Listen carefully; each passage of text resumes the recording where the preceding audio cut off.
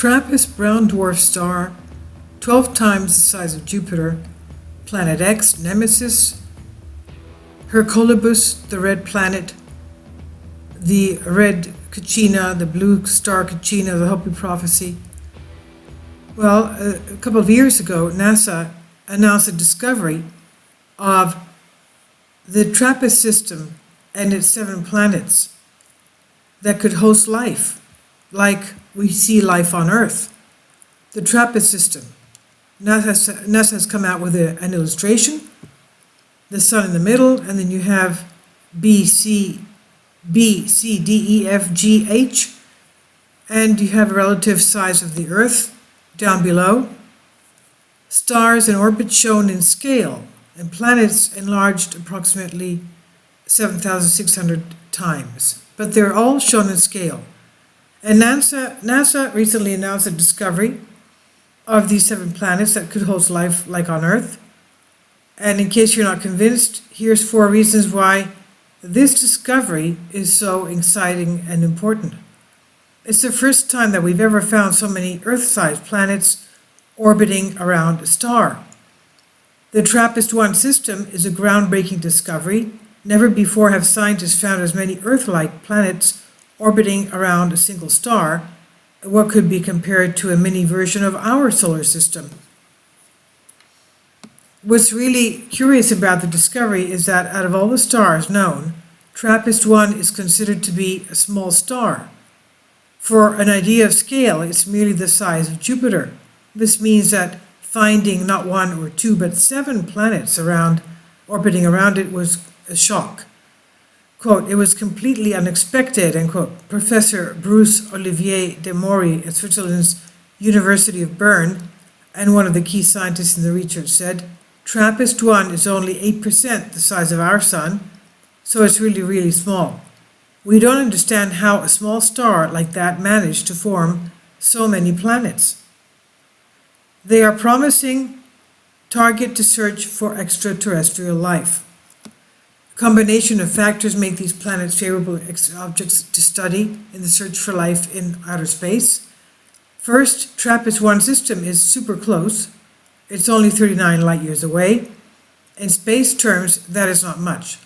As a reference, the most distant object the Hubble telescope has ever found was 13.4 billion light years away.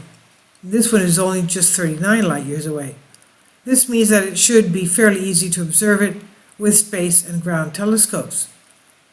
Secondly, at least 3 of these planets are in the habitable zone, meaning that they are located at a distance from the sun, the star. That means liquid water could be present on their surface. And water is a key to life as we know it. Although the presence of liquid water has not yet been confirmed, scientists explain that the planets are likely to have clouds in their atmosphere. Professor de Maury explains that how they came to this. They say, "We are very surprised recently because every time we tried to observe these planets with Hubble, we only detected flat spectra. We think it could be the presence of clouds hiding a spectacular signature. Like Earth, it's quite likely that clouds form in these planets." And this is just the beginning of many discoveries yet to come. Scientists are still missing information on the components of the planet's atmosphere, but that is bound to change with the upcoming team of bigger and better telescopes. Now, recently, there has been a scientist who studies astronomy, of course. He's talking about, he's from Latin America, and he talked about Hercolubus, the planet that is approaching. And the planet, he says, is called by different names. It could be Hercolubus, Wormwood, Planet X, Nibiru, Nemesis, Planet 9, Agenjo, as in Latin America they know it, the cold planet, the brown dwarf star, the binary star, all these types of names. History and explanation about Hercolubus. There are numerous prophecies that refer to the end of our civilization, and most of those predictions warn us of great catastrophes on Earth. such as an imminent pole shift on our planet, the consequent polar ice cap melting, and disappearance of huge areas of land. Many of those prophecies have sometimes something in common, and they particularly talk about a heavenly body, a celestial body that periodically approaches Earth. And that is what we know as different names: Hercolubus, Planet X, Nemesis, Nibiru. Now, what is this Hercolubus, or Nibiru, or Planet X? A planet so called by the sages of antiquity, the gigantic world, 5 or 6 times bigger than Jupiter. In the past, it put an end to the Atlantean civilization, and it is approaching Earth again. It seems to make an approach every couple of thousand years. The impending approach of this heavenly body to our solar system will happen soon, so that everybody will be able to see. It will bring about great upheaval in all corners of the planet, meaning, of course, an electromagnetic gravitational jolt, and that's when the huge earthquakes and volcanic eruptions will begin. Now, and tsunamis, of course, having to do with that. Liquefaction of the ground, as we saw in one of the recent earthquakes in California.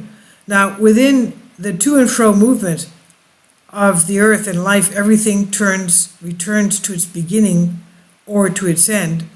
Hercolubus, in its former approach, already put an end to the Atlantean civilization, and these facts well known by the beings who, in the course of history, approached a consciousness who were duly recounted through all the universal floods of different religions and cultures.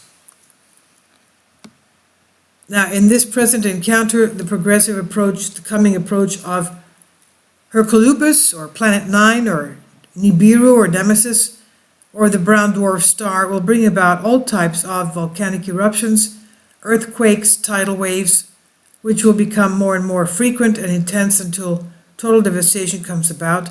When Hercolubus moves near the Earth, its gigantic gravitational force will attract the molten magma towards the Earth's surface, so that earthquakes, tidal waves, and volcanic eruptions will increase in number and will reach unheard of magnitudes.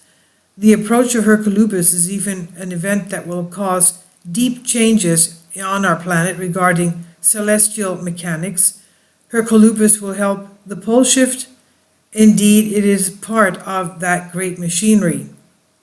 The approach of this heavenly body, the celestial body, is upon us.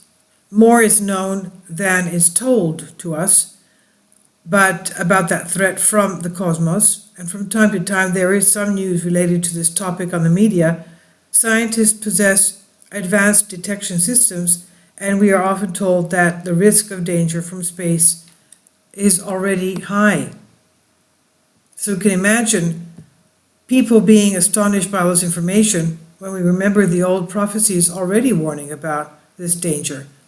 Specifically, if you read the book of Revelation 8:8, having to do with a mountain falling into the sea and a rock from space, from the sky, falling into the ocean. They seem to be two different events, but they're still catastrophic. Now, the book Hercolubus, or the Red Planet, along the course of history, different people with awakened consciousness told about such cosmic phenomena, very clear. Current example is the book entitled Hercolubus, or Red Planet. It's written by V.M. Rabolo, a Colombian researcher and in esotericism, and the book can be qualified as a document about the future written with full consciousness. Now, okay, so we know that recently NASA gave us the update about 3 years ago, concerning the fact that, and everybody was very surprised because it was a serious thing, about us having a brown dwarf star at the edge of our solar system. And I was saying, at the edge of our solar system, what does that have to do with us?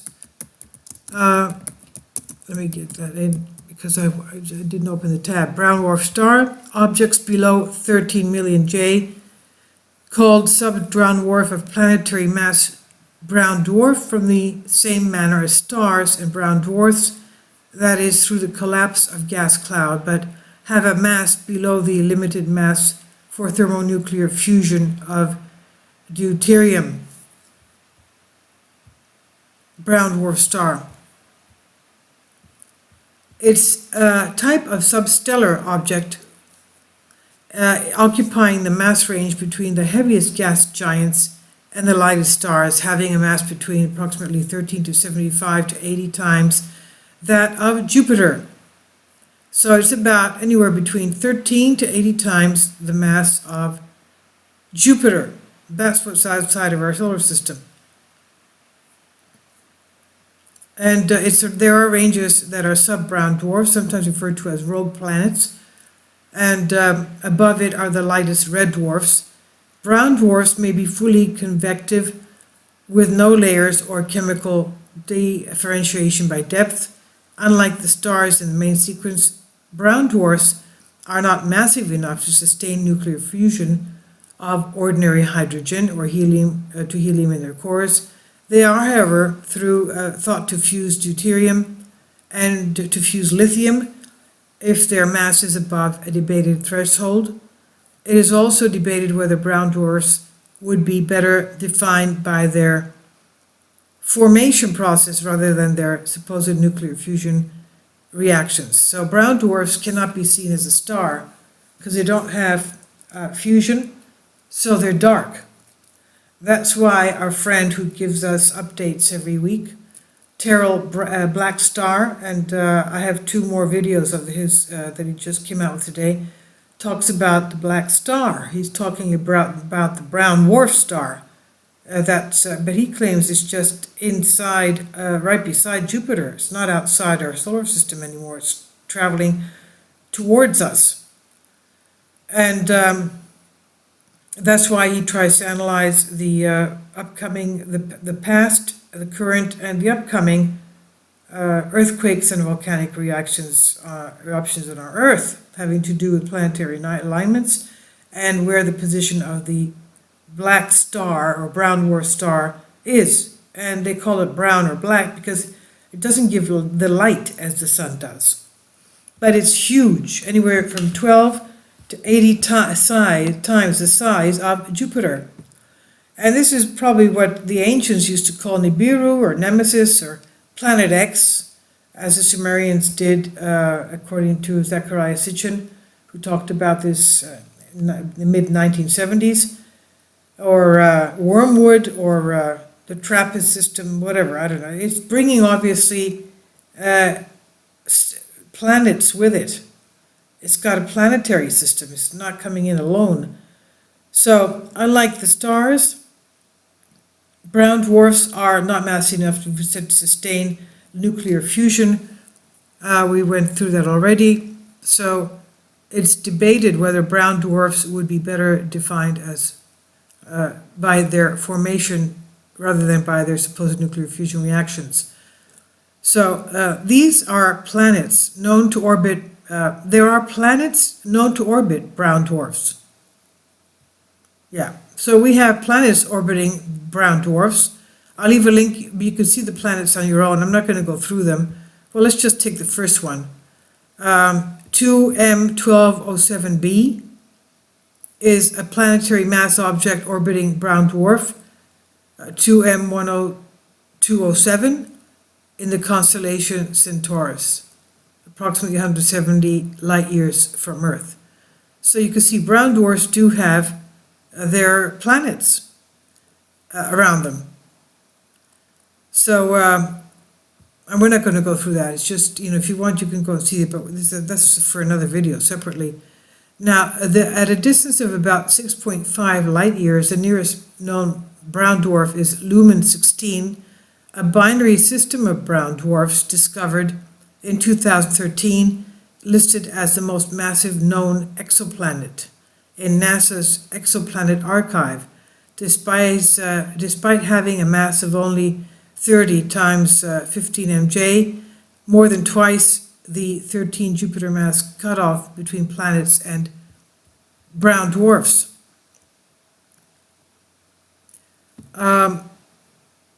We also have the smaller object Gliese 229, it's about 20 to 50 times the mass of Jupiter, orbiting the star of Gliese 229. Constellation Lepus, about 19 light years away from Earth. Okay, so we have, as we said, planets orbiting the brown dwarfs, or objects orbiting the brown dwarfs. Okay, so we're not going to go through all this. There's a lot here that we can look at, but that's for maybe another time. Too much otherwise. Okay, and I'll update you with a pteral black star, and also we have more having to do with Planet X. And you'll notice also that the one of the just recent solar eclipses that we had that was televised live, the one that had the transit of Mercury around, before the eclipse started, the transit of Mercury around the equator of the sun, had a white image, a circular image on the right-hand side of it. That is what the the astronomers of the UK told us. Brian Cox, the astronomer, told us that is, because when he was asked, what is that thing beside the sun on the screen, or on the right side of the screen? And he said, that's Planet X, Nibiru, Nemesis, our binary star that's there. And he says, you know, we're not going to hide it from you. It's there. It's coming in. And there are other space agencies that want to hide it. Well, we're not going to hide it. It's there. So he confirms it. So I'll leave links below for you for this.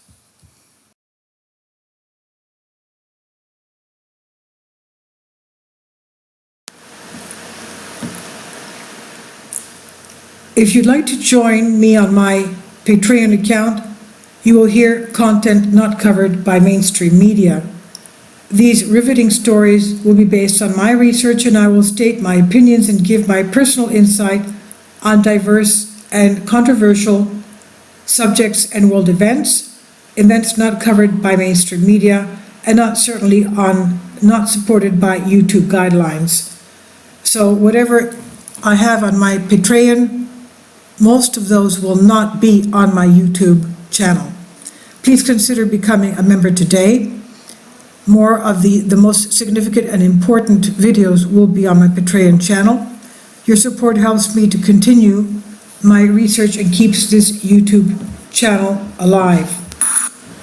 And we depend on your support, your generous charity, because we help economically challenged families here in Athens, Greece, in Kapota, and we also help the young generation with university tuition and the community around our church. Thank you.